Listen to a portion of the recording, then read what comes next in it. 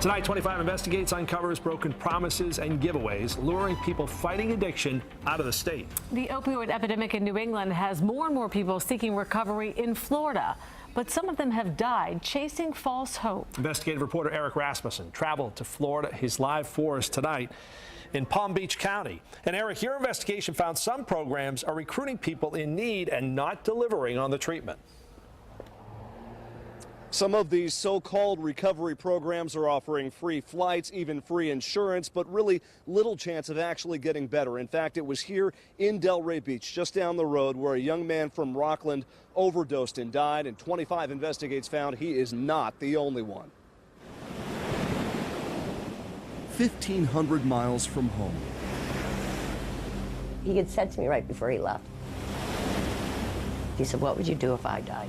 In a part of Florida not seen on postcards, 25 Investigates found a pipeline of patients from New England. My job was to bring patients to their facility. Each person fighting addiction with a price on their head. I was told $500 a person, and I'm like, Here we go.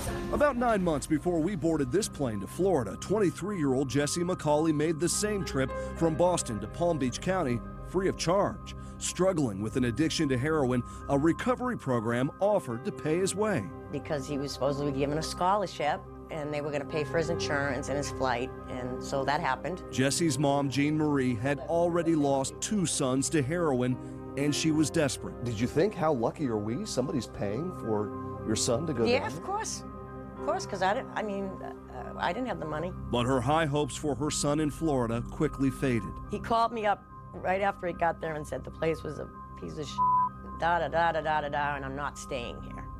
So we left. McCauley says her son bounced from program to program, never paying a dime, all while his insurance was being billed for tens of thousands of dollars. She says one rehab center even paid Jesse to promote the program to others online. He got paid by a scooter that they got him.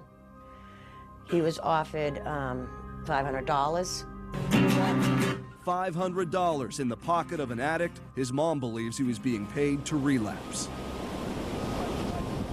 On November 6th, police found Jesse McCauley's body here on Delray Beach. He was 24. I screamed, I kicked the dashboard. I couldn't believe it. Like I was saying to myself, this is my 3rd kid, how can this happen? When we initiated our investigation, this was called Good Futures. Friends say Good Future Rehab Center was the last place Jesse McCauley sought treatment. Now open under a new name, police raided the business in December. Delray Beach Police Detective Nicole Lucas headed up the investigation that led to the arrest of then-owner Daniel Candler, as well as 2 other partners, David Remlin and Mark DeSimone, just last week. Together, they're charged with more than 100 counts of something called patient brokering. The most basic way I can explain it is people are pretty much selling people suffering from the disease of addiction. This is big business. Multi-millions of dollars.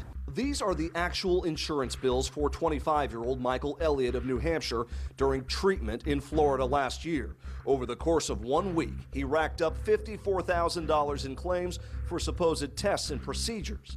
Elliott died on Riviera Beach April 1st, but his family says more insurance claims rolled in for months after that.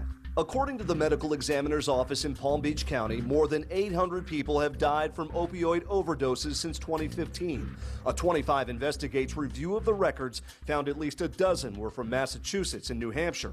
Detective Lucas says thousands have been recruited by patient brokers, also known as headhunters, a practice she compares to human trafficking. So the facilities hold their meds, they hold their cell phone, they hold their car keys if they actually drove in, and they have nowhere to go. They're trapped. And that's where it becomes human trafficking. my just gut feeling was just, I can't do that. Elizabeth Mooney was also in Florida for recovery when she says she turned down a job as a headhunter. But she says the practice continued when she returned to Massachusetts and thought she was connecting others with legitimate recovery programs. I was being told they were being sent to these places. I'd tell them, okay, yeah, this is where you're going. And they'd get down there and call me and say, no. There was no place for them. There was a place, but it was just not humane. They were sold a dream that became a nightmare. For McCauley, one of her last face-to-face conversations with her son still haunts her. He had said to me right before he left, he said, "What would you do if I died?" a reality she and too many others are now facing. And in the last few hours, 25 Investigates has learned that rehab center here in Delray Beach, formerly known as Good Future, has been shut down by the state. Our calls for comment to that center have not yet been returned. Now, this has become enough of a problem down here in Florida that it's actually caught the attention of the Massachusetts Attorney General. We talked to Maura Healey about what her office is doing, and that's part of what we're putting together for tomorrow night. Back to you. Eric, I was going to ask, why is this such a problem for people here in New England? Well, there are a couple of issues, Ak. One of them is a lot of people seeking treatment in New England and not always enough beds, people being put on waiting lists. And also here in Florida, there are a lot of legitimate recovery programs that have given this area a good reputation. The concern of police and other advocates down here is that the less legitimate recovery programs are using that reputation to entice people to come down here to Florida. The weather is nice. They have hope of turning their lives around. And in so many cases, that's just not happening. Wow. Boston 25 News investigative reporter Eric Rasmussen live in Florida for us tonight. Thank you.